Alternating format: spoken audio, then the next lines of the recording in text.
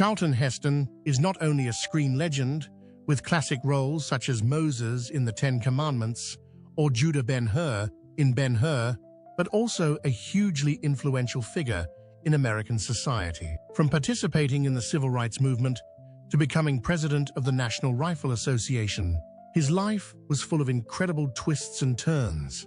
But what caused that glorious journey to end in tragedy?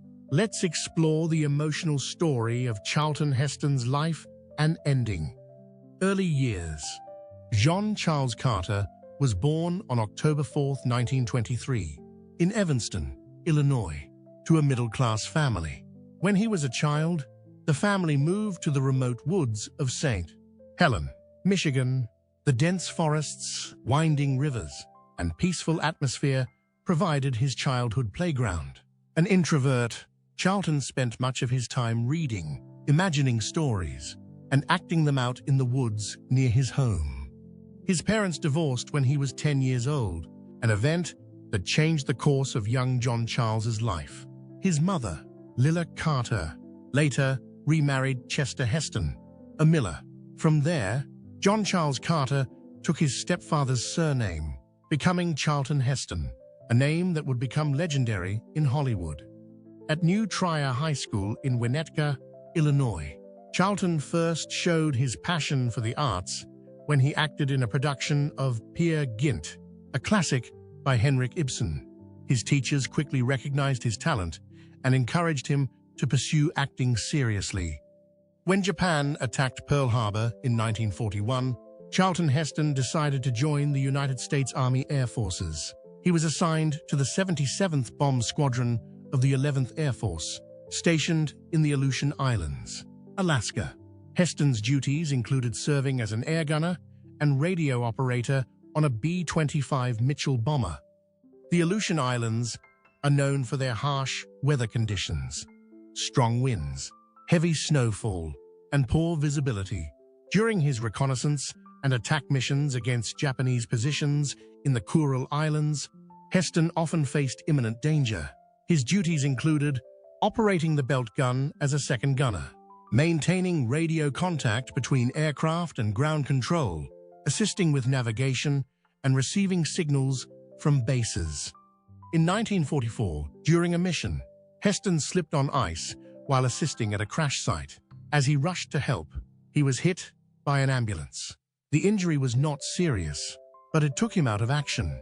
He was assigned to Elmendorf Field in Anchorage, where he worked in the control tower until his discharge in 1946. After leaving the military, Heston returned to his acting dream. He had previously won a scholarship to Northwestern University for his outstanding performance in Peer Gynt. While studying, he met Lydia Marie Clark, a talented student. They quickly fell in love and were married in March 1944 at Grace Methodist Church in Greensboro, North Carolina. This was the beginning of a relationship that lasted more than 6 decades. After graduating, the young couple moved to New York, where they lived in a small apartment and pursued a career in the theater together. In the early days, Heston had to work a variety of jobs to make ends meet, from waiter to radio voiceover. However, his passion for theater helped him get his first big break in 1947 when he took on the role of Antony and Cleopatra on Broadway. His impressive performance brought him to the attention of television producers.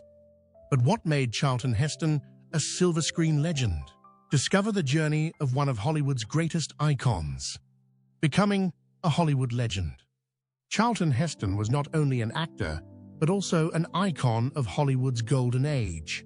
He began his career with small roles, but quickly gained attention for his muscular appearance, majestic demeanor, and deep, magnetic voice. One of the first people to recognize his potential was legendary director Cecil B. DeMille. In 1956, while DeMille was preparing to produce the film The Ten Commandments, he was deeply impressed when he saw the lines on Heston's face, reminiscent of Michelangelo's statue of Moses.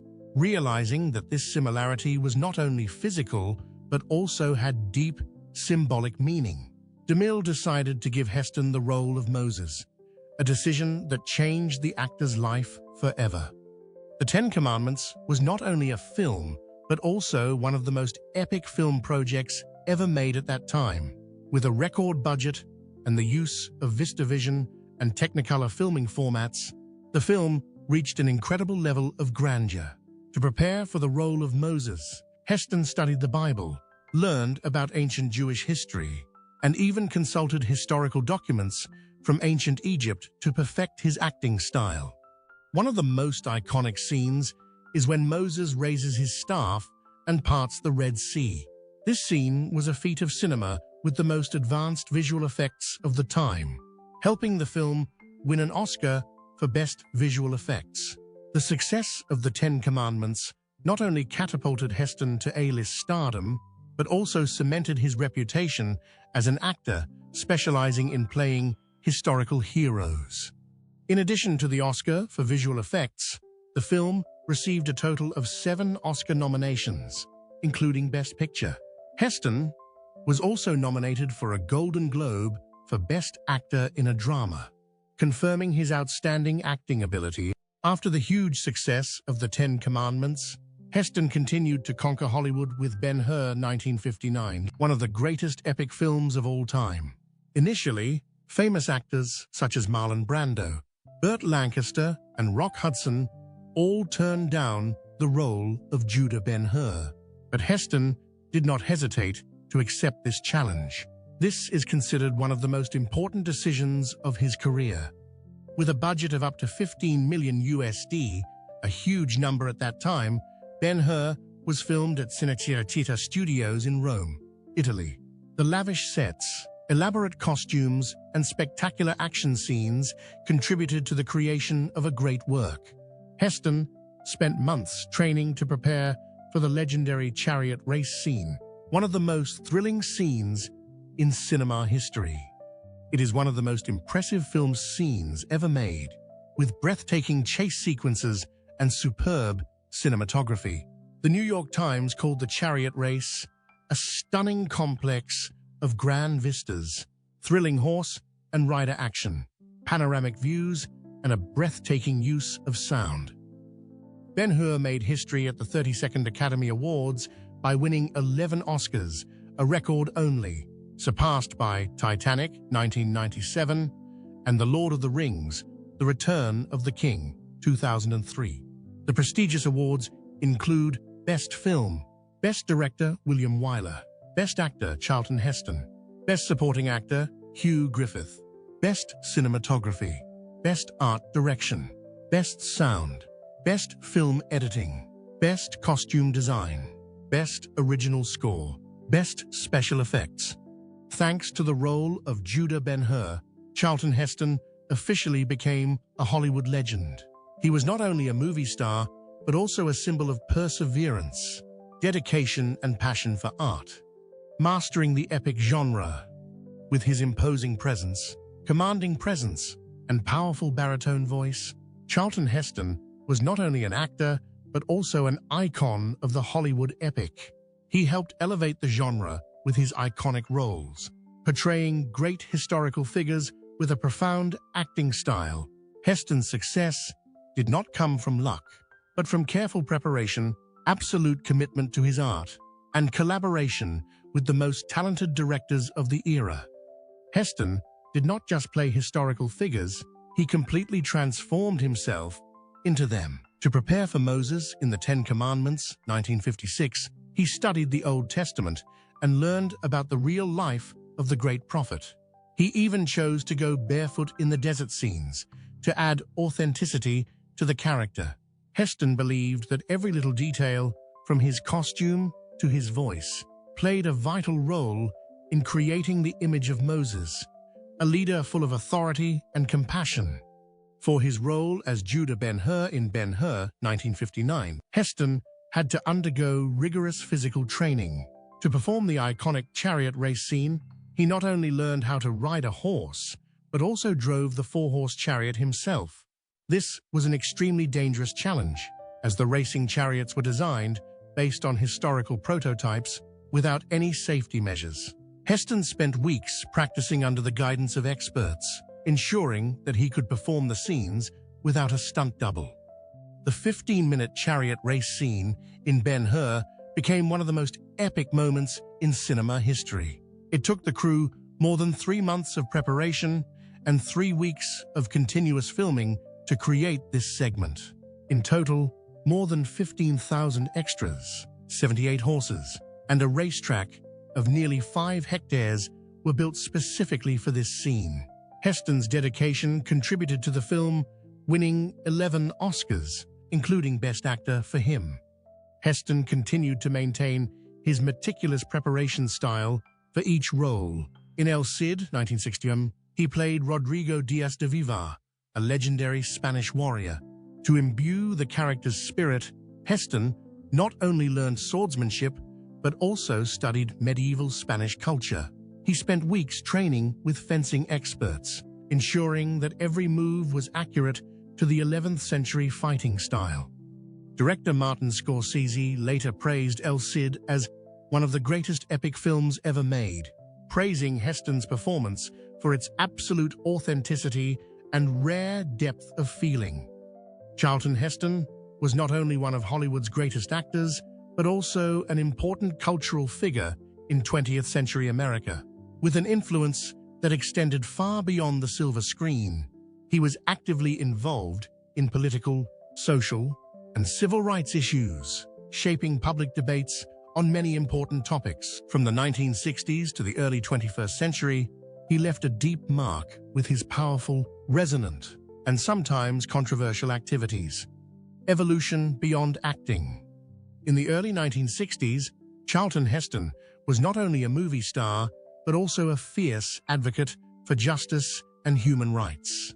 While many Hollywood artists chose to remain silent, Heston acted with both words and deeds. In 1961, he flew to Oklahoma City to join the anti-segregation movement, standing with black students in the fight for the right to serve at the Anna Maud cafeteria. He declared, "If I were on the side of the segregationists, I would be no different from them."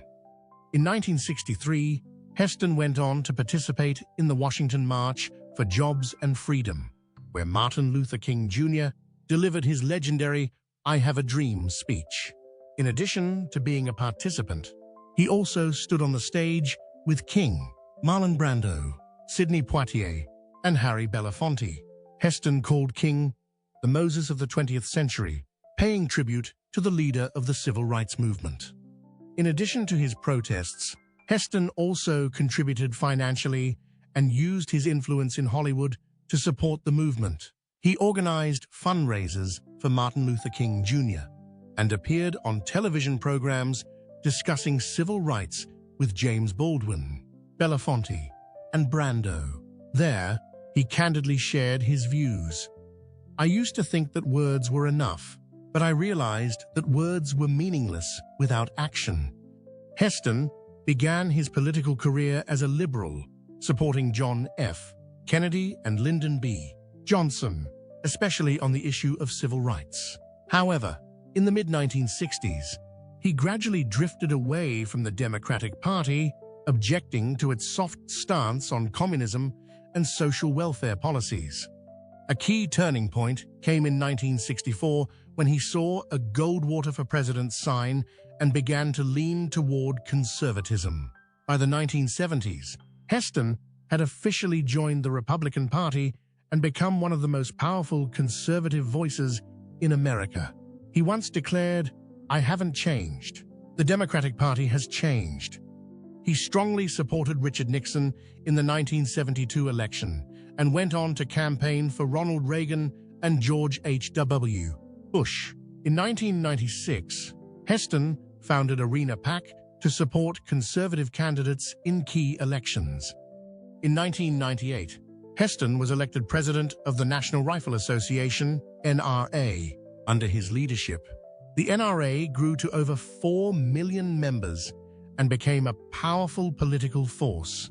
Heston played a key role in defending Second Amendment gun rights, and he also consolidated the NRA after years of division.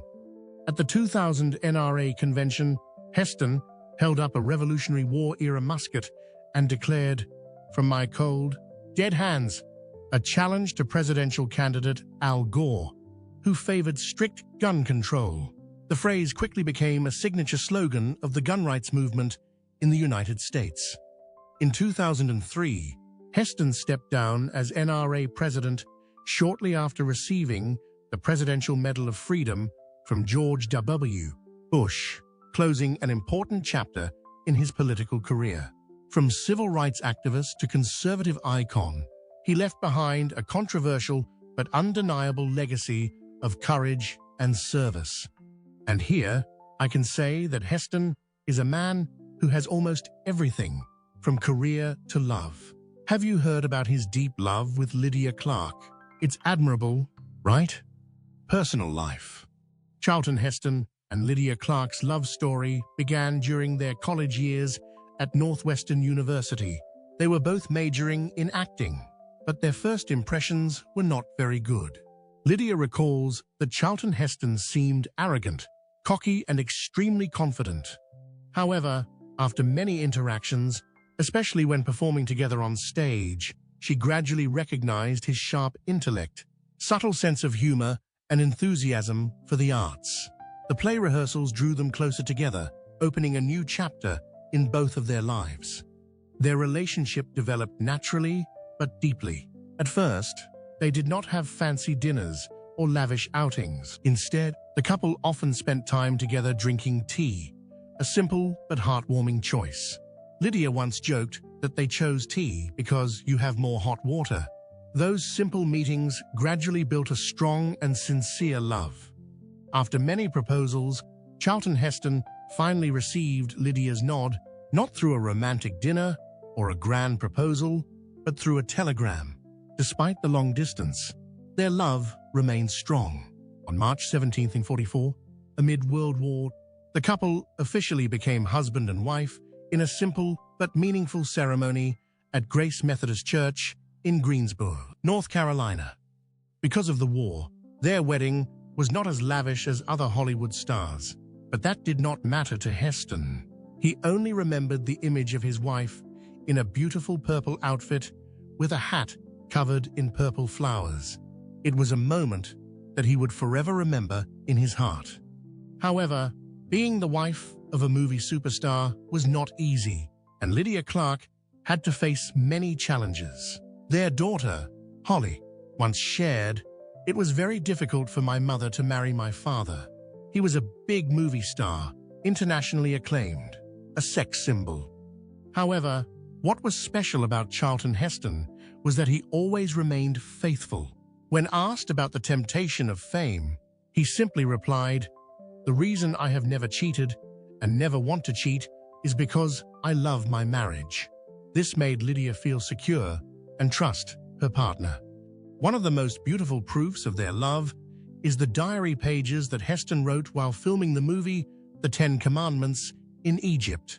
Knowing that his wife was pregnant and could not go to the set with him, Heston wrote a diary every day, along with sketches of the scenery there, so that Lydia could feel a part of his experience. Despite the pressures of Hollywood, Heston and Lydia created a stable home for their 2 children. Fraser Clark Heston, who later became a film director and producer, and Holly Ann Heston, a fine arts professional.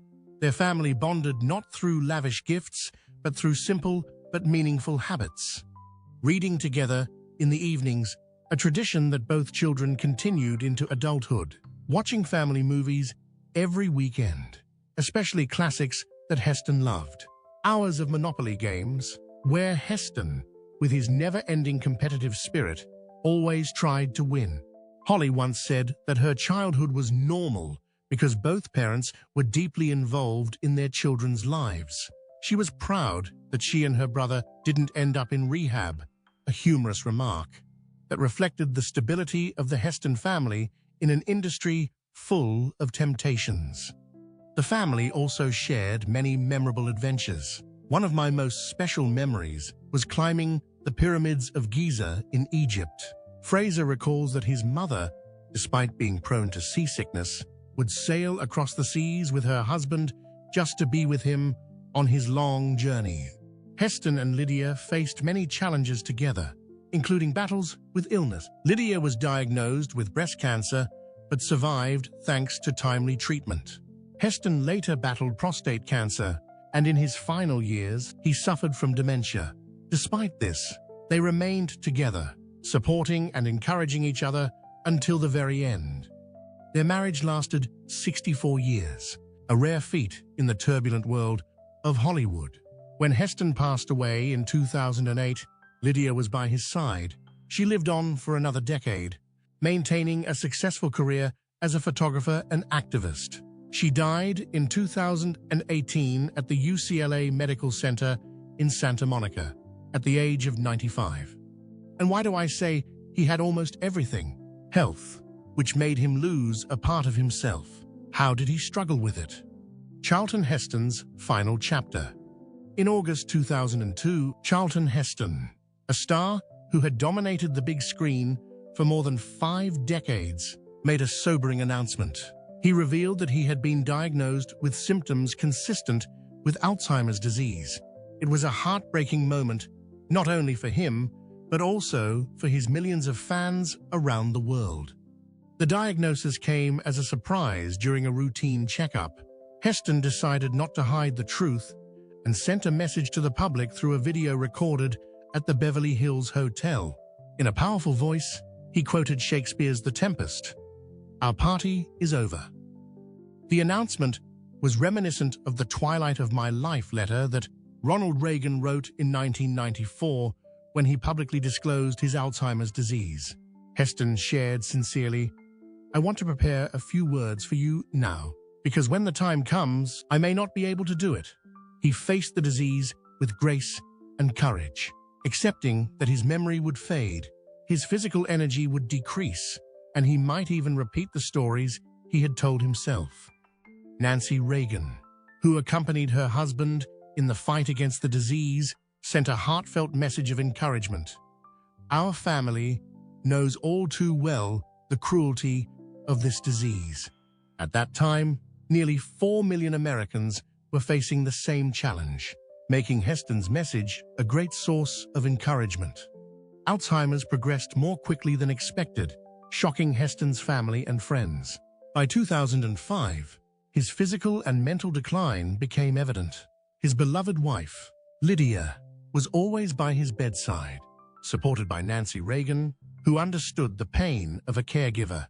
Once a powerful figure with a commanding voice and demeanor, Heston became quiet and withdrawn into his world.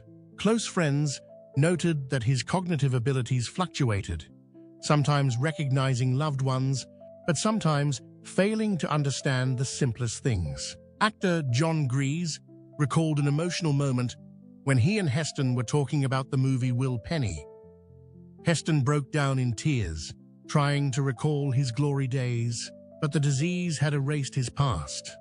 In 2006, Heston's condition became more serious. He needed help with daily activities, and his disease progressed faster than average. The most tragic thing was when he would break down and cry for no reason. A friend shared in anguish. You wondered what he was thinking, but you had no way of knowing. Still, Heston's spirit was never completely extinguished. He once said, "I am still the warrior that Dr. King, JFK, and Ronald Reagan knew," and he did fight to the very end. After 5 years and 4 months of battling the terrible disease, Charlton Heston breathed his last breath on April 5, 2008. At the age of 84, his passing closed an important chapter in the history of American cinema and politics, leaving behind an indelible legacy.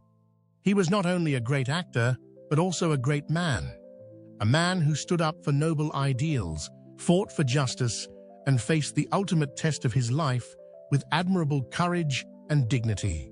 Charlton Heston's passing not only marks the end of a film legend, but also serves as a reminder of the devastating effects of Alzheimer's. He faced this challenge with courage and dignity, leaving behind an indelible legacy.